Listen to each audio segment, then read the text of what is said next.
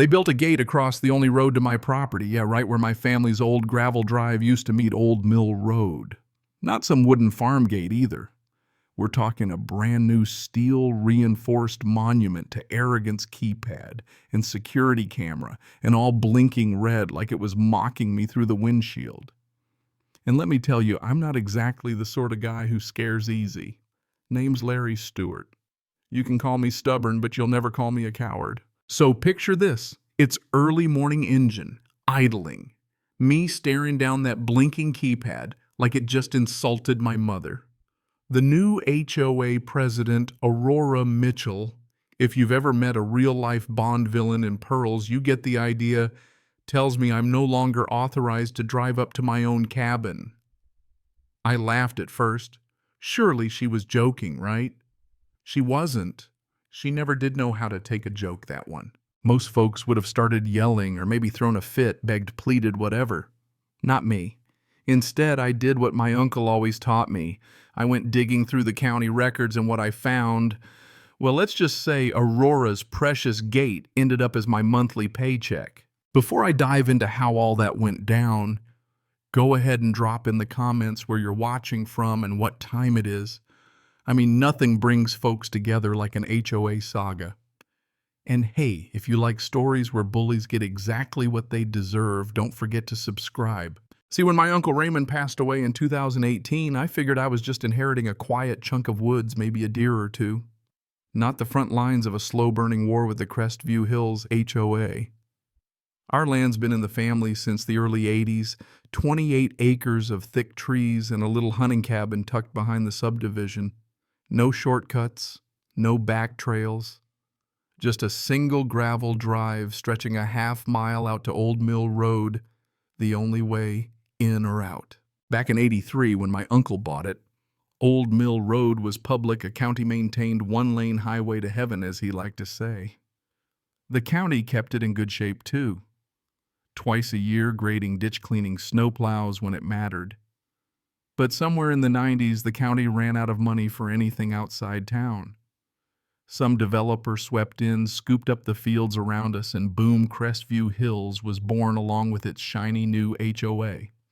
The county handed off the road, the HOA agreed to maintain it, and the first board, well, they weren't bad folks.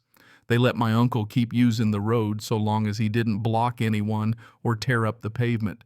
In return, he'd help with potholes or trim some brush when it needed doing. I tried to keep the peace when I took over. I live 40 minutes away, civil engineer by trade, just visiting the cabin on weekends, paying my taxes, keeping quiet, never causing trouble. For 2 years, nobody bothered me. I'd roll down that gravel drive, windows, open pine in the air, creek water babbling somewhere close, kids riding bikes, folks walking their dogs.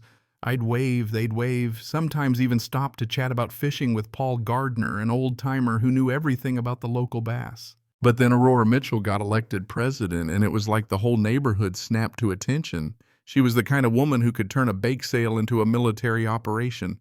Silver blonde pearls on her neck, even when she was weeding her front garden, and a clipboard glued to her palm like a badge. She cornered me at the mailboxes, once smile tight as piano wire. "We were just discussing your access at the last board meeting," she said, as if she'd caught a trespasser red-handed. Her idea of security meant speed bumps every 100 feet, new signs, private security and SUVs, all the bells and whistles. At first I figured she was just making a mark, like most HOA presidents. Then the email started. First a letter demanding non-resident users of Old Mill pay $150 a quarter maintenance fee. Came with a link to pay online and a warning that unpaid accounts might have their access privileges revoked. Access privileges. To get to my own property. That was a new one. I sent a polite reply, attached my county easement, quoted the legal language. No response. Next, a hand-delivered note vehicles without HOA permits would be towed. I sent another email, quoted state law again. Nothing. Then I spotted surveyors in orange vests measuring the road, new wooden stakes popping up. Rumors about upgrading security started floating. It wasn't until Paul Gardner called voice barely above a whisper that I realized what was coming. "Larry, they're putting up a gate. Big metal automatic. Aurora says it's for community safety, but it's going right between your drive and the highway. That night I drove over there, it was black steel keypad security camera, a private property residence only sign staring me down. I called Aurora, tried to stay calm. Mrs. Mitchell, there's a gate across Old Mill. Yes, that's for residents only. Mr. Stewart, she says, you can apply for guest access, a small annual fee background check, standard procedure. She hung up before I could answer. I went back at midnight, pressed the call button. 6 rings, no answer. Sat there 40 minutes, engine idling in the dark. Finally, some resident I barely knew let me through, whispering that Aurora had told everyone not to share the code with me. That's when I realized this wasn't a misunderstanding. This was deliberate. She thought I'd roll over, pay the fee, play along. She had no idea who she was dealing with. I called my friend James Porter, a real estate lawyer. He just said, "Every road's got a story, Larry. Let's find yours." So we did.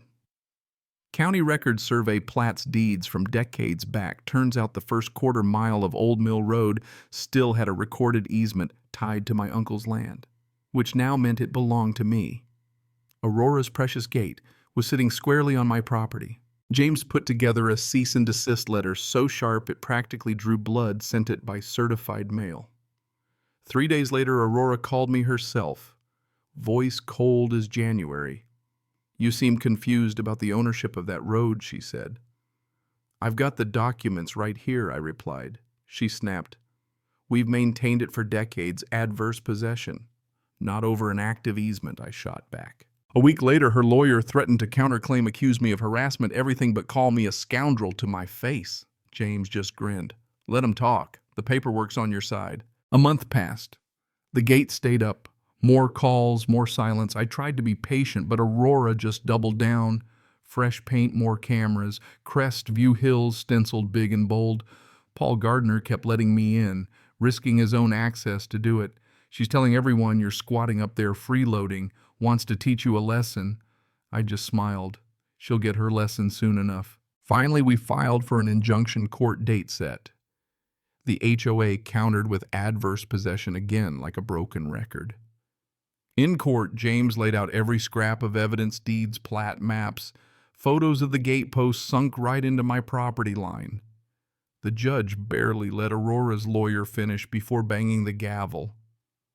"Mrs. Mitchell, your client has built a barrier on land she doesn't own. The easement stands. The gate comes down." You should have seen Aurora's face, cold, furious, humiliated.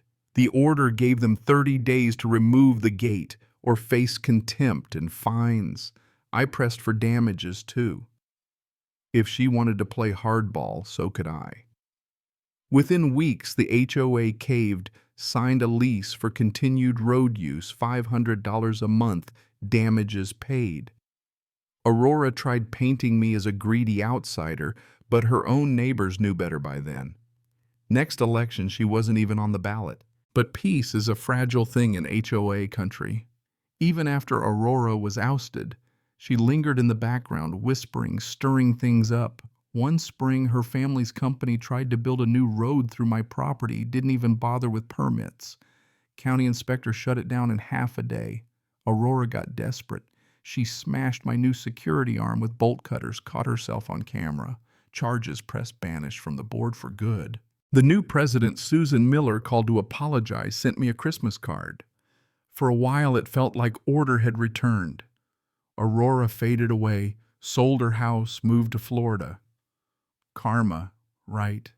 Even got herself cited for reckless driving, ran through a different gate yelling about property rights. Couldn't make it up if I tried.